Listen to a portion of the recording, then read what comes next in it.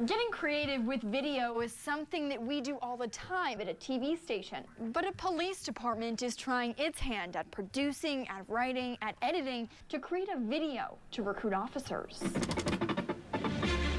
People know, police do police work and they see the things on the street, but there's so much that goes on that is unseen or can be forgotten. Sergeant Taryn Lanzin's boss asked her to make a video showcasing the department. I wanted to start introducing the cars. I wanted to introduce how we start setting up everything, the equipment that we have to turn on, the checks that we go through right before shift just to get ready for our job. Lanzin's day job isn't maneuvering GoPros and drones.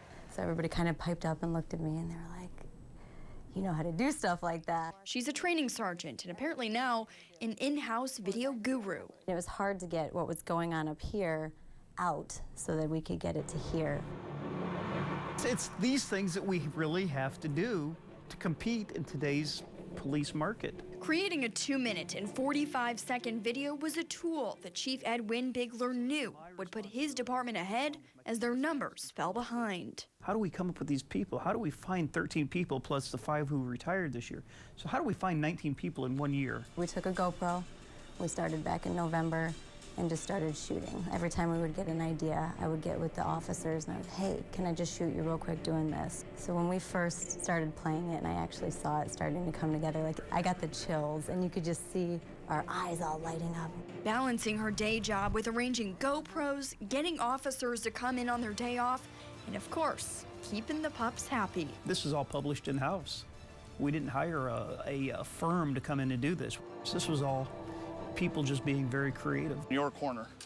What they did purchase was a recruitment station. If we're going to recruit at colleges and at different places, we don't want to just go there and set up a fold-up table with a black cloth on it. And if you're interested in joining the ranks, they give you this. If you plug this in, it has our application on it, and it has the recruiting video on it, and like what our benefit package is. And it's working. This year alone, I think we've hired 15, 16 people. We're almost completely up to full staff. I think we're 3 away from that. Neither Elkhart nor South Bend have a marketing budget, but South Bend is using a new website as marketing to try and fill 17 open slots. They recognize the position doesn't recruit itself like it used to.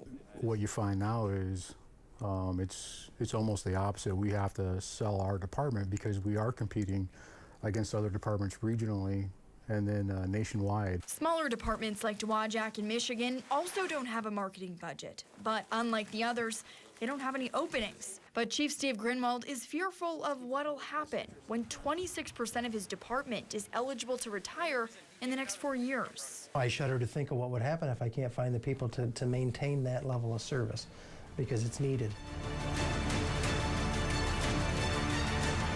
Because you can't serve the people if you don't have the people who make up the department. We are filling our holes.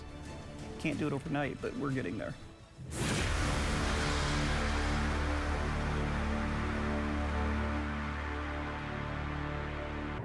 It's in Elkhart County, Rick, because the judge in Kosciuszko County wanted to avoid any potential conflicts of interest. But this is the first time we've heard or seen from anyone involved in this case. Dr. Mark Soto and Kevin Bronson were also charged in connection to this case. Now, stacked high, the prosecution brought in boxes of evidence to hand over to each defense team. All of it will be used throughout the trials, and the prosecution said there is likely to be much more. Rubenstein is charged with agreeing to accept $30,000 from Bronson. In exchange, the state alleges the sheriff let the inmate have unrecorded phone conversations and visits, some of which with Dr. Mark Soto. Soto also appeared in court after he bonded out, but Bronson is still in jail.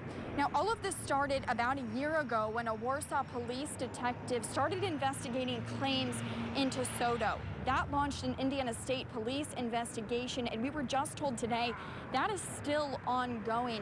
Now, we also asked Sheriff Rubenstein, since this is the first time we've seen or heard from him, what he has to say to the people of Kosciuszko County. I'm working on that story for you, and we'll have that tonight at 6. Live in Elkhart, Suzanne Spencer, WSBT 22 News. Everything they do together, riding in unison, mourning as one law enforcement community. Dismount.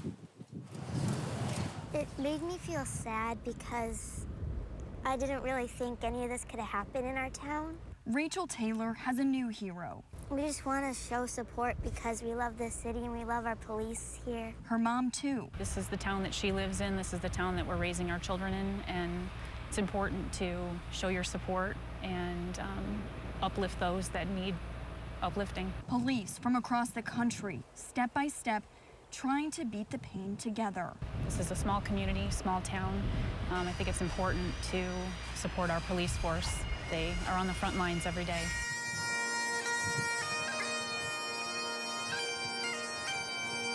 But that tragedy now in our home, our community.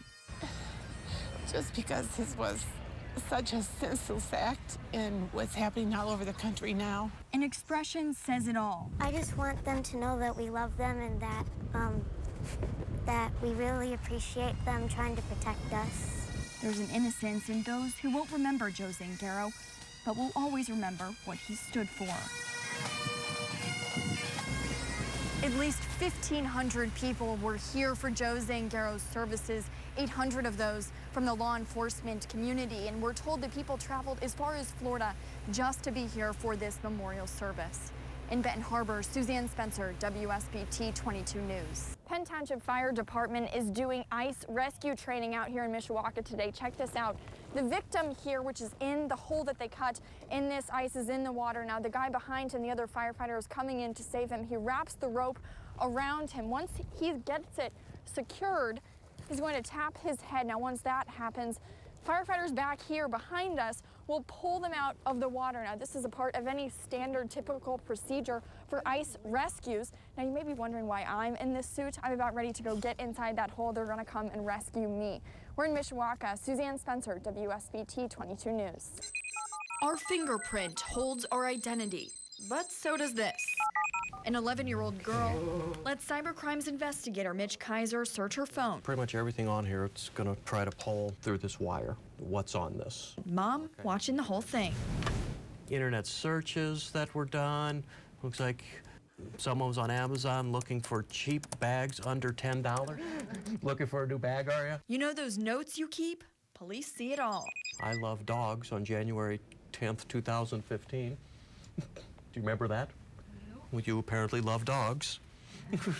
You made a note of it. How about every text message you have ever sent? These are all deleted ones. We can go in there and see those. Your phone is telling on you, keeping a quiet log of where you've been. You were hooked to this Wi-Fi, so I know where you were at 10:31 this morning. Every photo, police can zoom in to where it was taken. No other person could go into your phone and show you all of this. They need the computer and the software to be able to do that. Mind-blowing, isn't it? But the truth is, it's helping police investigate crimes. They did it with 25-year-old Preston Smith. Investigators were able to prove he had a sexual relationship with a 14-year-old girl using text messages they pulled off a phone. Here's what they found.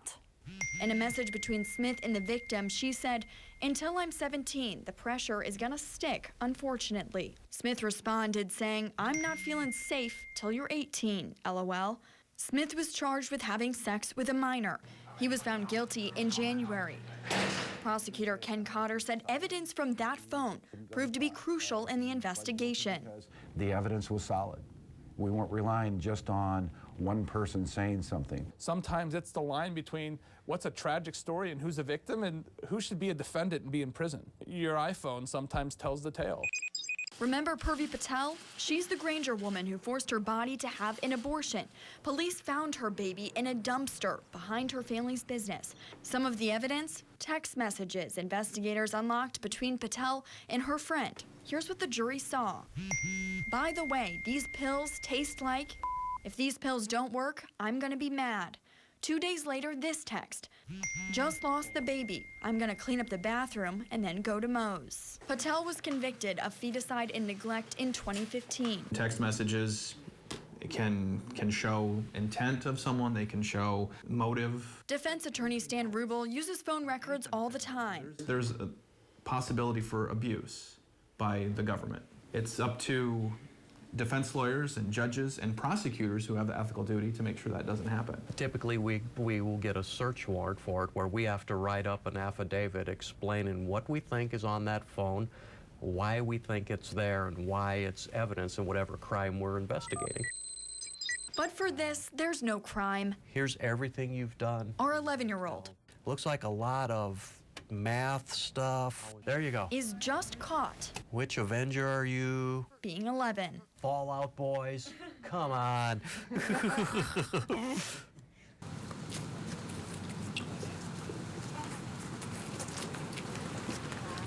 Gripping their pain with open arms, Desi Jones's family watching as her convicted killer nodded and grinned as he left the Marshall County Courthouse. Without a doubt, this case, this murder, was going to be the first of serial murders by Fabian Rubio if he had not been stopped. You believe he was a serial killer? He was a budding serial killer, and he got stopped on his first one. That first one was a 15-year-old girl, Carly Jones's sister. This is the first time I've seen his face, and it'll never be a face that I have to look at again. Purple bands binding the Joneses' strength, Desi forever in their hearts, while Rubio spending some of his forever behind bars. That was her favorite color. We did it we're always going to support her no matter what. And today we could sit there and silently support her. Jones was silenced in her death, left in a remote area, beaten and burned. A drip of Desi's blood, an inch long, on Rubio's license plate, led detectives to her killer, who was Pedro Rubio's son. No, I didn't know anything. I'm still having my heart. I still have, that's not true this, but I guess it is.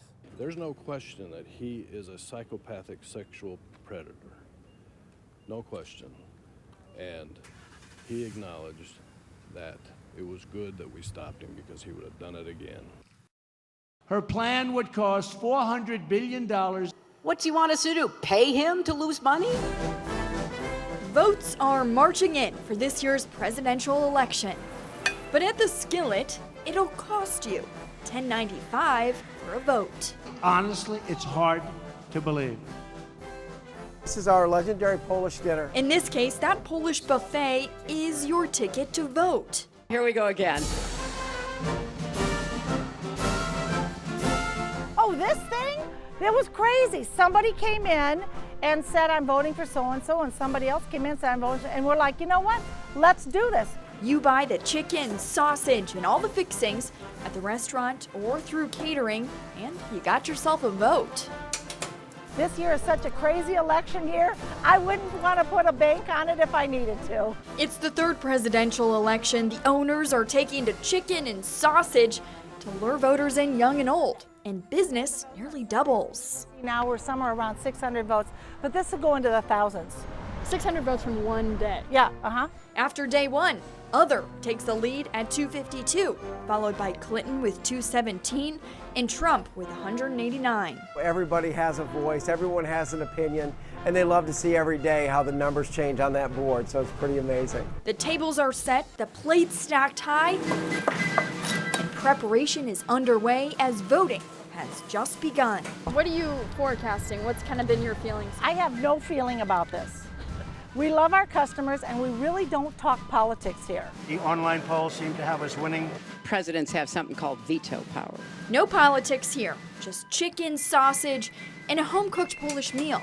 And for the past two presidential elections, skillet voters have gotten it right. We don't get into all the stuff that's going on. It's just fun, but the bottom line is they're usually right. What the hell do you have to lose?